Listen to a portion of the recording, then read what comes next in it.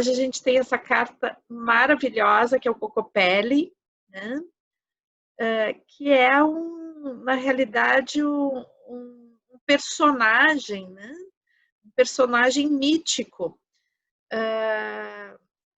que vai representar várias coisas arquetípicas, né? Que é o que eu quero colocar hoje para vocês aqui dentro dessa nossa reflexão sobre essa carta. Então, a gente tem esse personagem que está tocando uma flauta, né? E ele é meio corcundinha, né? E tem esses cabelos enormes,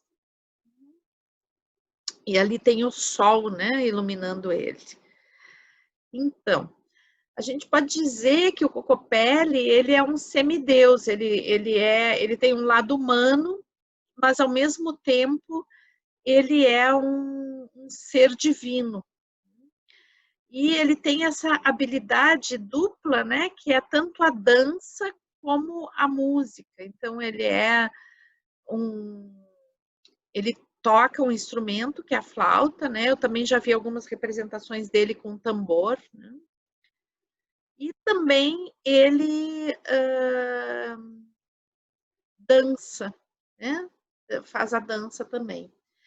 E, além de tudo, ele é um andarilho, ele anda pelo mundo, vai visitando as comunidades.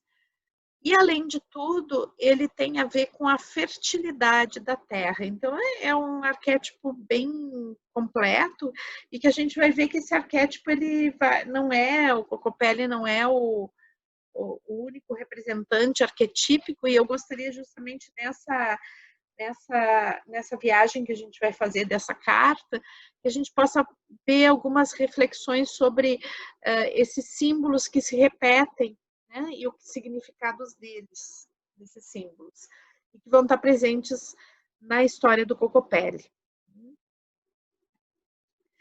Então, como ele é um pouco divino, um pouco humano, então ele faz um pouco a trajetória do que a gente chama herói, né? Ele está entre dois mundos, ele serve para integrar esses dois mundos, né? E ele faz um elo de comunicação entre esses dois mundos. O Cocopelli sai da realidade cotidiana, né? E se arrisca no mundo desconhecido, onde ele faz um processo de transmutação. E ele faz um processo de transmutação onde ele leva toda a comunidade. Então, onde o Cocopelli vai, ele leva a bem-aventurança, ele leva a renovação. Então, na realidade, ele faz uma trajetória onde ele se oferece, né? Ele é a ponte que vai levar essa bem-aventurança. E daí ele tem alguns instrumentos para poder proporcionar isso, né? Então, o principal poder que ele tem é o poder da música. E esse poder, ele vem através dessa flauta que ele vai tocar, né? Que vai gerar também a dança. E esse poder da música, ele não é um poder que a gente vai ver somente em Cocopelli se manifestar, mas que a gente vai ver alguns mitos onde esse poder se manifesta, mitos, histórias, né? E a gente pode ver que na própria biodança, o primeiro poder da biodança é a música, né? Porque a música tem a capacidade de gerar estados de ânimo, né? De gerar vivências, de conectar a gente com emoções, com sentimentos, independente da letra da música, né? Ela, por si, pela característica musical dela, independente da característica poética como música, né? Como letra, aliás, a gente é tocado na nossa identidade através da música. Então, dentro da biodança, a música ela serve, né, para nos gerar vivências, para nos aproximar de quem somos nós, a partir daquilo que a gente vivencia. E claro que o facilitador de biodança, ele compreende exatamente isso, a semântica musical. Qual é a emoção que aquela determinada música deflagra. E, bom, vocês têm recebido as vivências em casa, né? E sabem que as músicas muitas vezes têm sido, né? Ao menos vocês relatam isso muitas vezes, que a música fez a diferença, que a música levou vocês a lugares que vocês não sonhavam em chegar, né? Através daquela proposta. Então, a música, ela tem esse poder de nos levar a lugares, de abrir portas, abrir emoções, né? Nos conectar com a gente mesmo, nos conectar com o outro, nos conectar com a totalidade. A música tem esse poder. E então o Cocopelli, ele representa esse poder, né? Porque ele gera a música. E daí a gente vai ver outros personagens que tinham esse poder também. Então a gente vai ver uma ópera do Mozart, né, que se chama Flauta Mágica, onde o personagem central, que agora está me falhando o nome dele, até hoje de tarde eu tinha ele presente, mas agora me falhou, né? Mas ele tinha uma flauta também, né? E ele conseguia encantar, né, todos os seres e fazer com que esses seres o seguissem, né, através dessa flauta. A flauta, né, tanto de Cocopelli como dentro da flauta mágica, a gente pode ver a flauta como um instrumento bastante interessante, né? Porque é um instrumento que tem um formato fálico também, né? Então, e ele também é um instrumento que ele é aéreo, né? Ele vai se dar através do ar, da passagem do ar, né? Então, tem esses dois aspectos da flauta, né, que são bem interessantes. Tanto o aspecto fálico, né, ou seja, uma cana, né, ele tem essa questão de lembrar um pouco a questão do falo, né, e também a questão de que, como é um instrumento de sopro, né, ele vai estar muito, muito ligado ao elemento ar. Depois a gente vai ter, claro, o mito de Orfeu, que daí ele não vai tocar a flauta, ele toca a lira, né? Mas que segue essa questão do encantamento, né? Então, Orfeu é um mito grego, né? E que onde o Orfeu é também um herói, né? Ele tem uma parte que é divina, outra parte que é humana. Então ele tem a característica do herói. E ele tem essa lira que ele ganhou de Apolo, do deus Apolo, né? E que essa lira que produz um som tão maravilhoso, que ele consegue encantar qualquer pessoa, qualquer ser vivo se encanta e se apazigua com o som da lira dele, né? E daí o que acontece é que um dia ele tem uma esposa que ele ama muito, muito, muito, e um dia essa esposa está caminhando, né, colhendo frutos, e ele não está presente, o Orfeu, nesse momento, e um sátiro olha, né, ela de longe, e, e fica com desejo por ela, né? E daí ele começa a correr atrás dela para tentar ter relações com ela, né? E ela fica apavorada e ela sai correndo e cai num ninho de víboras. E as víboras envenenam ela, né? Picam ela, envenenam, e ela morre. E daí, quando Orfeu encontra ela, ela já está morta. E os gregos, vocês sabem, né? Que eles, quando morre, a pessoa morre, ele vai para o Hades, que é o mundo dos mortos. Não é como o inferno cristão, tá? Ele é um mundo das pessoas que morrem vão para lá. E daí, é um mundo que depois que tu entra não tem como retornar. Então, só que Orfeu, ele fica tão mal com a morte da mulher dele, né? Que ele resolve ir para o Hades, entrar no Hades, né? Para ver se consegue resgatar ela de lá. E daí ele vai com a lira, né? E é uma das coisas lindas da história, né? É que então ele vai para esse mundo subterrâneo, né? E ele encontra então lá o Hades, que é o deus do Ínferi, né? Deus desse mundo dos mortos. E lá está também a esposa do Hades, a Perséfone, né? Que também foi uma pessoa, uma deusa, né? Que foi raptada e levada para esse mundo à força, né? Então ele chega no Hades e consegue emocionar Hades, né? Consegue emocionar o deus tocando a lira. Então, nesse momento que ele toca, o Hades fica tão emocionado que chora. E daí ele concede que a esposa volte. E daí, então, eles vão saindo do Hades, só que o Hades diz assim, né, o Deus, ele diz que a única coisa que não pode acontecer, né, é que a esposa tem que ir caminhando atrás de Orfeu, e Orfeu não pode olhar para trás. Ele só vai olhar para ela quando eles estiverem novamente na superfície, né? E daí, quando eles estão quase chegando, ele começa a ter dúvida, e daí ele olha para trás e só vê ela sendo sugada de volta para o Hades. Né? Então, é uma história triste, mas fala de novo do poder da música, né? Porque o Orfeu consegue convencer através da música o próprio Hades, né? A ressuscitar a esposa dele, né?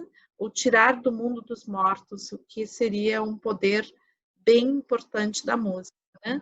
A música que nos resgata do mundo dos mortos, ou seja, a música que nos traz vida. Então, a gente vai ver também que o Cocopelli, ele vai ter uma versão, né? Uma,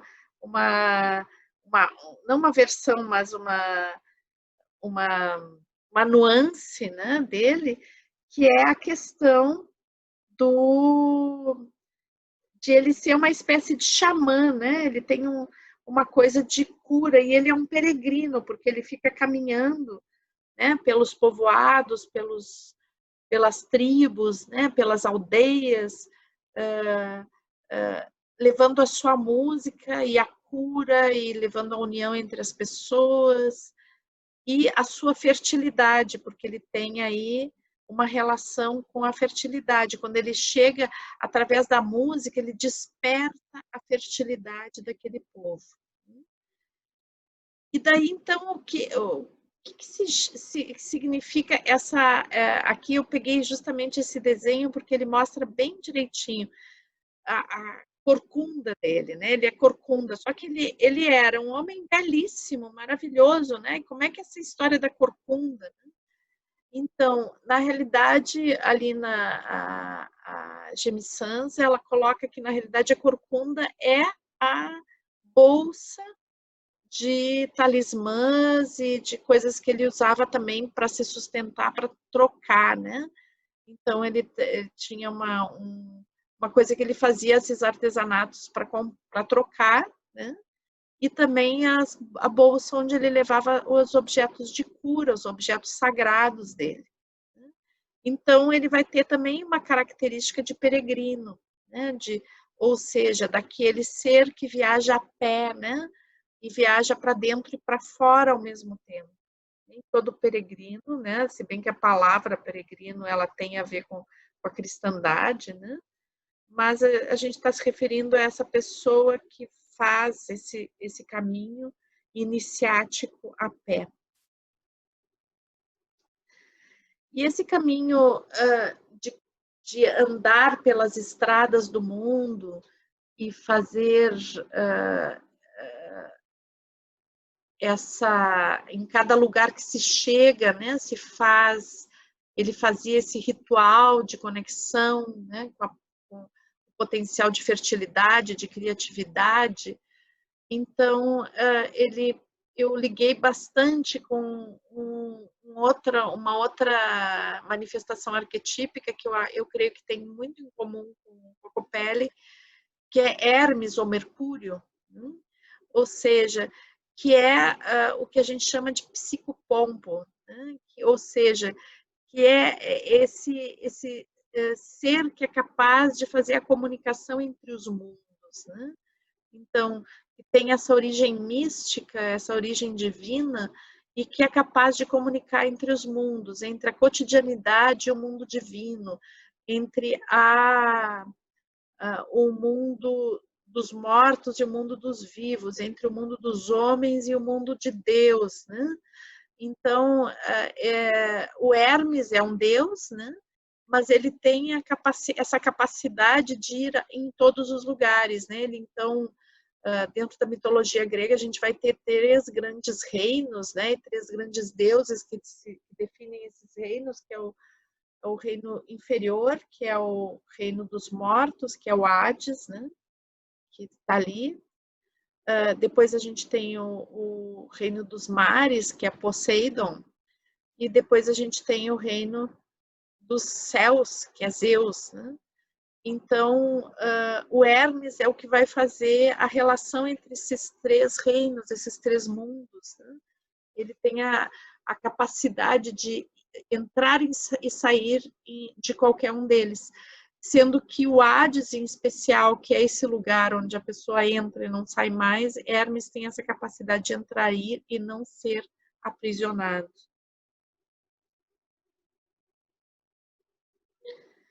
Então, fazendo esse papel de psicopompo, né, ele consegue lidar, o Cocopelli lida com as forças da natureza. Então, na história que James Sans coloca, ele faz chover, né? Tinha uma seca muito grande e estava condenando o povo a morrer de fome aquele ano, né? Porque nada iria nascer. Então, ele toca a flauta e ativa os seres trovão, né? Ou seja, ele faz chover e ele pede então que as pessoas peguem muitas gamelas, né, para encher de água, porque ele vai fazer chover. Então, ele tem essa capacidade de lidar com os elementos da natureza, de ativá-los, né?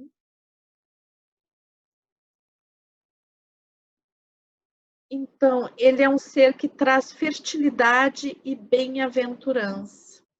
Então, uma das coisas que eu acho que é importante a gente perceber, né, é o que é essa tal de fertilidade, né, e onde ela se apresenta. Então, a gente vai ver que dentro da mitologia grega, de novo, como eu disse para vocês, hoje eu estou fazendo a relação entre a manifestação arquetípica que eu vejo em Cocopelli com outras manifestações arquetípicas, né? Então a gente vai ver na Grécia Príapo, que é um deus da fertilidade, e ele aparece em muitas representações justamente assim, tendo uma ereção, né? E se a gente vai para a Grécia, a gente vai ver Príapo representado em tudo que é loja de souvenir, né? Porque é curioso esse ser assim com esse falo enorme, né? Mas nos rituais originais ele representava justamente a fertilidade. E me chamou a atenção que James Sans, ela fala que, eu não achei nenhuma representação dessas com Cocopelli, mas ela fala de que Cocopelli é representado às vezes com falo ereto, né? E isso é típico dos deuses da fertilidade.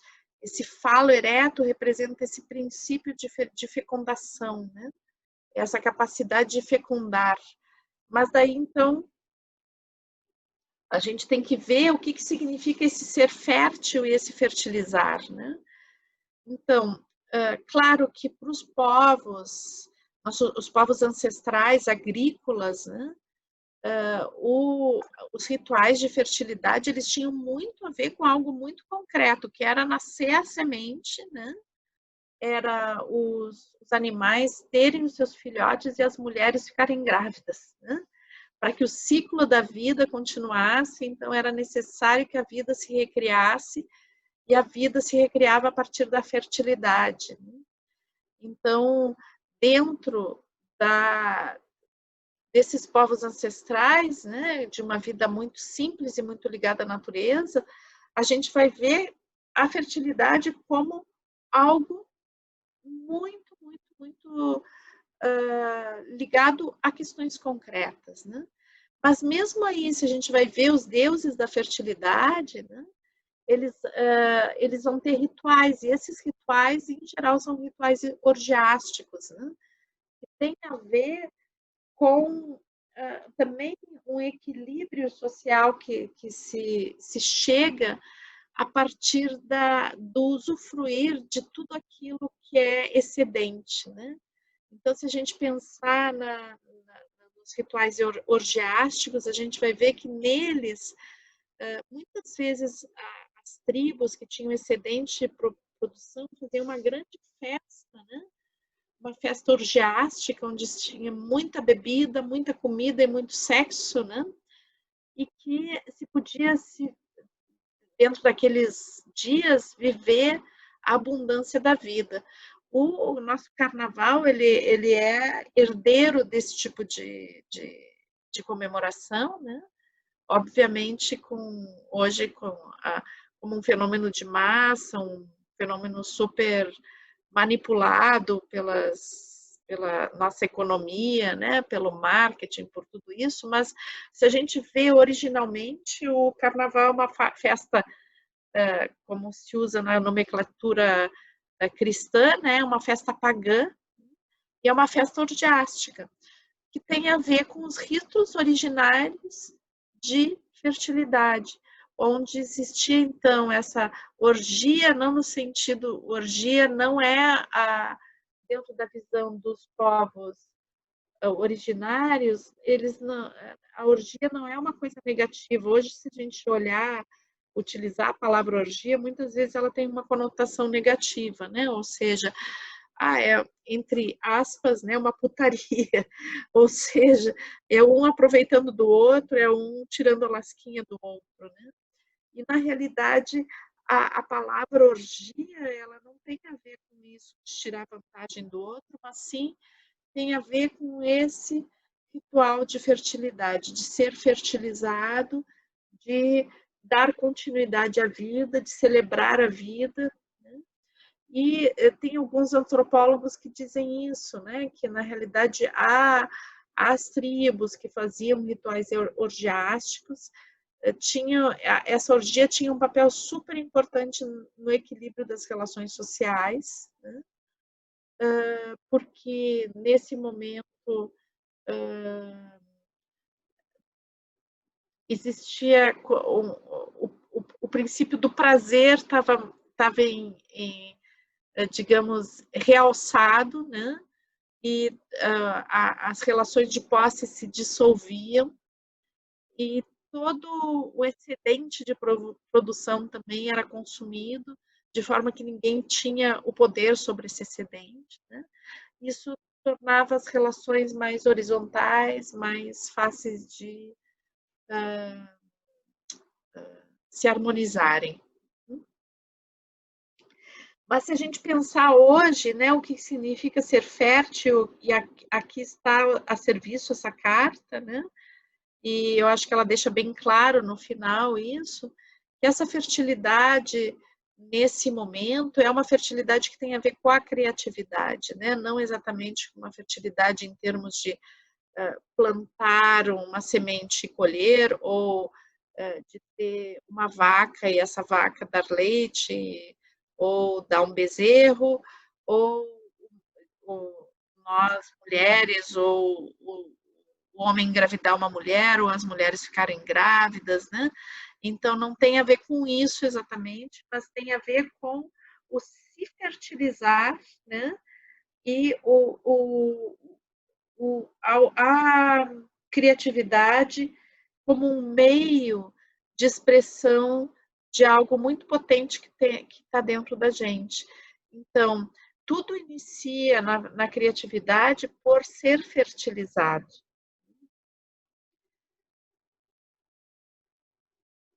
Então, e daí a gente vai ter essa questão do casamento sagrado, né? Que é uma das coisas que aparece na carta, né? Quando ela está contando que o Cocopelli conhece uma moça que se chama Floco de Neve, né? E que ele pergunta, tá todo mundo correndo, né? Buscando os jarros de água, as vasilhas, para que quando comece a chover eles possam reter a água. E ela diz, eu te reconheci, eu vi que... Ele acha curioso que ela não vai atrás das vasilhas, e ela diz, não, eu já deixei as vasilhas prontas, né? Porque quando eu te vi, eu já sabia quem tu era e que tu iria provocar o Seres Trovão. E por isso eu já deixei as minhas vasilhas postas, né? E daí, quando ela diz isso, ele reconhece ela como uma parceira, né? Ele reconhece o vínculo de alma que eles têm. E aí a gente vai ter dois princípios, o princípio masculino, feminino, o princípio da receptividade e o princípio da penetração, né? E a gente vai, então, ter esses dois como um elemento da criatividade muito significativo. Então, após esse encontro, existe um momento que é um momento de inspiração, um momento onde algo nasce, e para existir essa inspiração, né, então a gente está no campo da floco de neve, né? Existe algo que é receptivo, que está aberto, né, a começar a existir esse ar que entra, né, e que me fecunda. Né? Então, que de certa forma eu me inspiro para que algo aconteça. Daí, depois dessa inspiração, existe a gestação, né? Que é a elaboração daquilo que me foi inspirado. Né? Então, dentro do processo criativo, não basta a inspiração, eu tenho que trabalhar em cima daquilo que foi me inspirando. Né? Então, nisso existe a gestação. E depois, no final, a expressão, que daí já tem a ver com o Cocopelli mesmo, né? Que é o princípio masculino, é colocar no mundo aquilo que foi elaborado e gestado.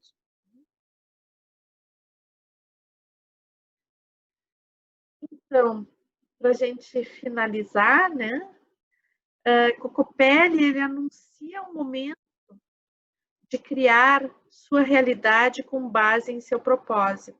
Então, se a gente pensar assim, que na realidade a carta é uma mensagem, né, que as pessoas tiram no sentido de se a gente está usando as cartas como oráculo e a pessoa tira essa carta, né, na realidade ela tá a carta está convidando para que a pessoa se fertilize, né, para que ela permita que o processo criativo aconteça, não no nível mental, mas que esse processo criativo se manifeste num nível existencial, né? Através de uma criatividade existencial, ou seja, que a pessoa possa criar realmente a sua própria existência, né?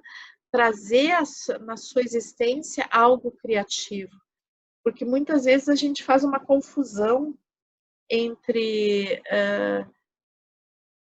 a criatividade como um elemento de